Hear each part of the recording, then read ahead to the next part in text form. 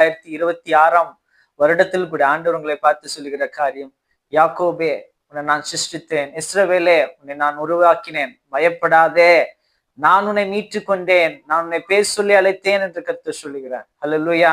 இந்த வசனங்களை கர்த்தர் சொல்லும் போது இஸ்ரவேல் ஜனங்கள் பாபிலோனில சிறையிருப்பில இருந்தாங்க, நம்பிக்கை இல்லாத நிலைமையில இருந்தாங்க, அவங்களுக்கு எதிர்காலம் இல்லை என்று நினைத்து கொண்டிருந்தாங்க.